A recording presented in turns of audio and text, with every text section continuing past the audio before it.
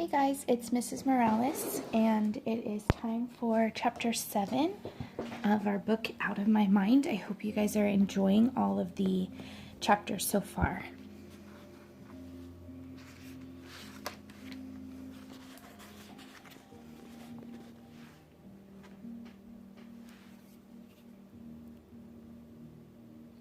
Okay, chapter 7. When I sleep, I dream. And in my dreams, I can do anything. I get picked first on the playground for games. I can run so fast. I take gymnastics, and I never fall off the balance beam. I know how to square dance, and I'm good at it. I call my friends on the phone, and we talk for hours. I whisper secrets. I sing. When I wake up in the morning, it's always sort of a letdown as reality hits me. I have to be fed and dressed so I can spend another long day in the happy face room at Spalding Street School. Along with the assortment of teachers we've had in room H5, there have been more class aides than I can count. These aides, usually one guy to help with the boys and one lady to help with the girls, do stuff like take us to the bathroom or change diapers on kids like Ashley and Carl, feed us at lunch, wheel us where we need to go, wipe mouths, and give hugs. I don't think they get paid very much because they never stay very long, but they should get $1 million. What they do is really hard, and I don't think most folks get that. It's even hard to keep good teachers for us. I guess I don't blame them for leaving because, like I said, we're a tough bunch to handle sometimes. But once in a while, there we go. We get a good one. After Squeaky Mrs. Hyatt for kindergarten and Game Show Mr. Gross for first grade, Mrs. Tracy breezed into our room for second grade. She figured out I liked books, so she got me some earphones and hooked me up with audio books on CD. She started with baby stuff like Dr. Seuss, which my father and I had read when I was 2, so after I tossed those on the floor a couple of times, instead of punishing me, she figured out I needed something better. I listened to all of the Babysitter Club books and those goofy Goosebumps books. She asked me questions after each book, and I got every single question right. Things like, which of these people helped to solve the mystery? Then I'd show a pebble, a starfish, and an ink pen. The pebble, of course. She'd cheer after we'd gone through the questions and then hook me up to another book. That year, I listened to all the books by Beverly Cleary and all the books about those boxcar children. It was awesome. The next year, it all unraveled. I know teachers are supposed to write notes to the next teacher in line so they know what to expect, but either Mrs. Tracy didn't do it or Mrs. Billups, our third grade teacher, didn't read them. Mrs. Billups started every morning by playing her favorite CD. I hated it. Old MacDonald Had a Farm, Twinkle Twinkle Little Star, The Itsy Bitsy Spider, all sung by children who could not sing. The type of music grown-ups think is all cute, but it's awful. Mrs. Billups put it on at full volume every single morning, over and over and over. No wonder we were always in a bad mood. Once she had the Tin Pan Band on, Mrs. Billups went over the alphabet. Every single day. With third graders. Now, children, this is an A. How many of you can say A? Good. She'd smile and say, good, even if nobody in the class responded. I wonder if she would teach able-bodied third graders the same way. Probably not. The more I thought about it, the angrier I got. Now let's move to the B. This letter, B. Let's all say B. Good.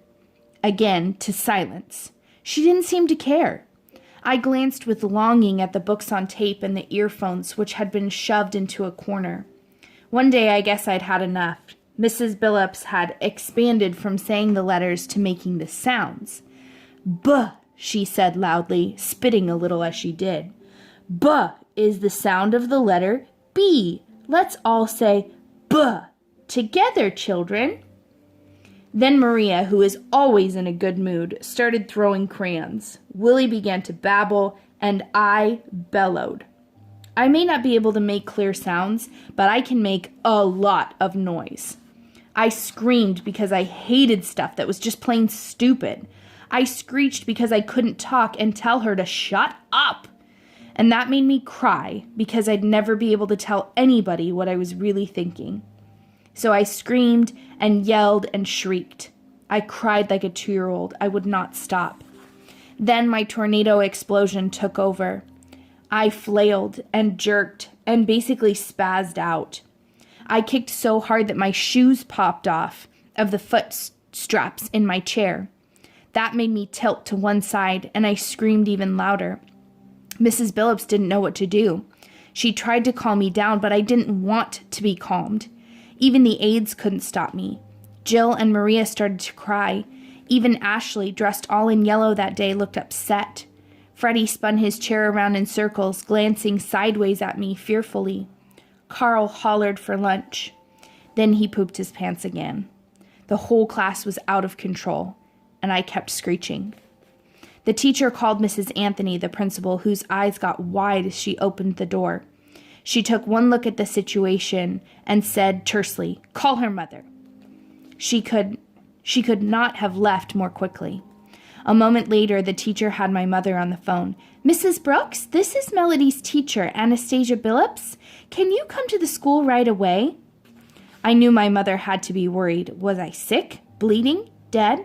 "No, she's not ill. She's fine, we think," Mrs. Billups was saying in her most professional-sounding teacher voice. "We just can't get her to stop screaming. She's got the whole class in an uproar." I could picture my mother on the other end of the line trying to figure out what was going on. Luckily, it was her day off.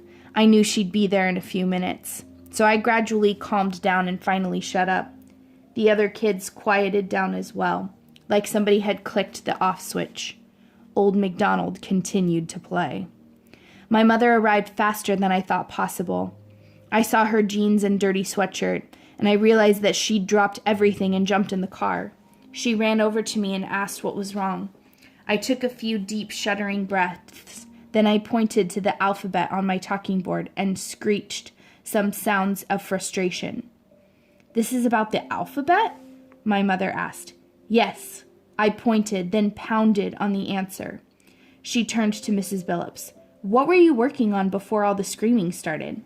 Mrs. Billups replied in that superior tone that teachers dressed in nice red business suits use when they're talking to mothers with dirty socks on. "We were reviewing the alphabet, of course. The sound of the letter B, if I recall. I always start with the basics. These children need constant reviews because they don't retain information like the rest of us." My mother was getting the picture. "So you were going over the ABCs?" "Correct." "It's February." "I beg your pardon?"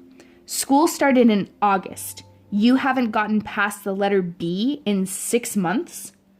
Mom was balling and unballing her fists. I've never seen my mother hit anything, but when I see her do that, I always wonder if she might.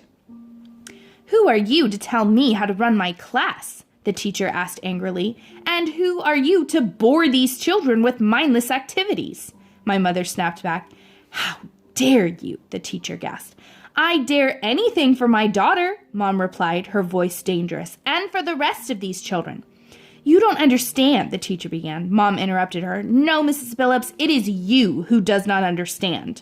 Mom looked like she was trying to calm herself down, because she then said, "Look, have you ever said to yourself, if they show that stupid commercial on TV one more time, I think I'll just scream?" Mrs. Billups nodded slowly. "Or if I have to sit 5 more minutes in this traffic jam, I'll just explode?" "Yes, I suppose," she admitted. "Well, I think that's what's happened to Melody. She said to herself, if I have to go over those letters one more time, I'll just scream." "So she did. I really don't blame her, do you?" Mrs. Billups looked from my mother to me. "I guess not, now that you explain it that way," Mrs. Billups said, her voice now as calm as my mother's. "Melody knows her alphabet, all of the sounds of all of the letters and hundreds of words on sight. She can add and subtract numbers in her head. We discussed all this at our last parent-teacher conference, didn't we?" I could tell my mother was trying to control her temper. I thought you were exaggerating, the teacher said. Parents are not always realistic when it comes to these children.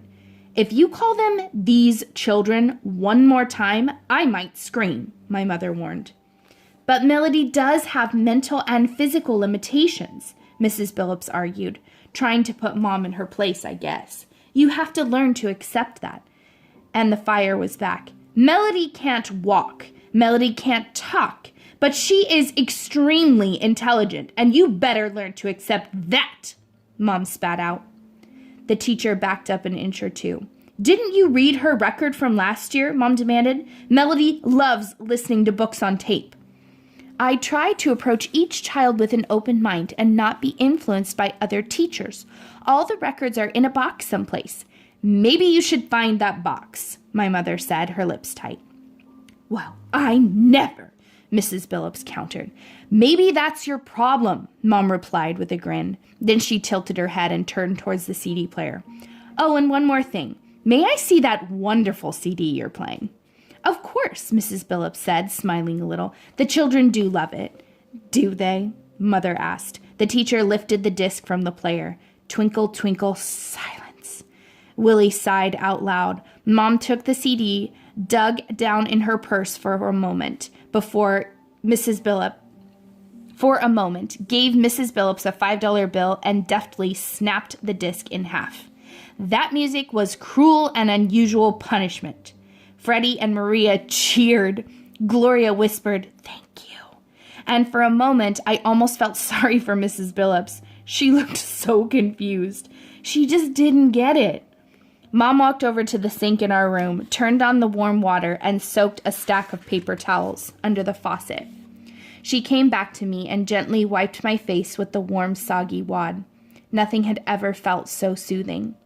She then brushed my hair, adjusted the straps and buckles on my chair, gave me a quick hug, and went home. Mrs. Billups quit her job after spring break, so we ended up with a series of subs till the end of the year. I think she had figured it would be easy to work with people who were dumber than she was. She was wrong. And that is it for chapter 7. I hope you guys enjoyed this chapter and getting another chance to see Melody's mother's a little bit fiery side. I'd like you guys to comment below your thoughts about Mrs. Billups. Do you think that she could have been a better teacher for the students in Melody's class, and what kinds of things could she have done, do you think, to maybe make herself a better teacher? I hope you guys are having a great day. Take care.